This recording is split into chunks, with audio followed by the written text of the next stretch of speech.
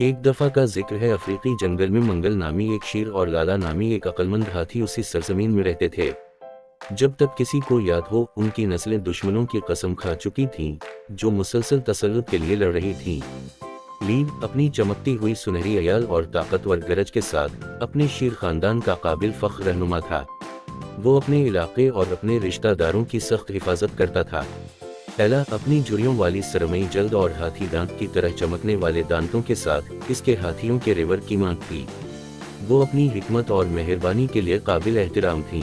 ایک منحوس دن زمین پر شدید خشک سالی آ گئی اور جانور خوراک اور پانی کی تلاش میں اپنے آرام کے علاقوں سے باہر نکلنے پر مجبور ہو گئے۔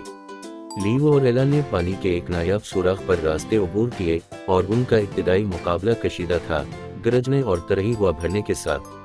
تاہم جب انہوں نے ایک دوسرے کی آنکھوں میں دیکھا، کچھ غیر متوقع ہوا۔ انہوں نے اپنی جبلت سے بالاتر دیکھا اور مشترکہ جدوجہد اور مایوسی کو تسلیم کیا۔ لیو اور ایلا باتیں کرنے لگے، کہانیوں اور حکمت کا تبادلہ کیا۔ لیو نے ایلا کے زمین کے ساتھ گہرے تعلق، قدیم راستوں کے بارے میں اس کے علم اور اس کے ریور کے ہم آہنگ طریقوں کے بارے میں سیکھا۔ ایلا نے لیو کی شدید وفاداری، اس کے فخر کی چنچل فطرت اور ان کی شاندار گرجیں دریافت کیں جو پورے سوانا میں گونجتی تھیں۔ جیسے جیسے دن گزرتے گئے، شیر اور ہاتھی ناممکن دوست بن گئے، رزق کی تلاش میں مل کر زمین کی تلاش کرنے لگے۔ انہوں نے محسوس کیا کہ ان کی نسل کا دیرینہ جھگڑا غلط فہمی اور خوف میں جڑا ہوا تھا۔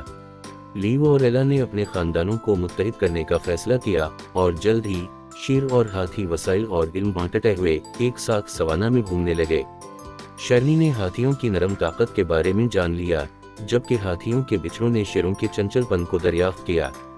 شیر اور ہاتھی امید اور اتحاد کی علامت بن گئے، یہ ثابت کر رہے ہیں کہ انتہائی غیر متوقع دوست بھی مشترکہ بنیاد تلاش کر سکتے ہیں اور ایک روشن مستقبل کی طرف کام کر سکتے ہیں۔ اور اس طرح ان کی دوستی پروان چڑھتی رہی، جو افریقی سوانا کے دل میں امن کی روشنی تھی۔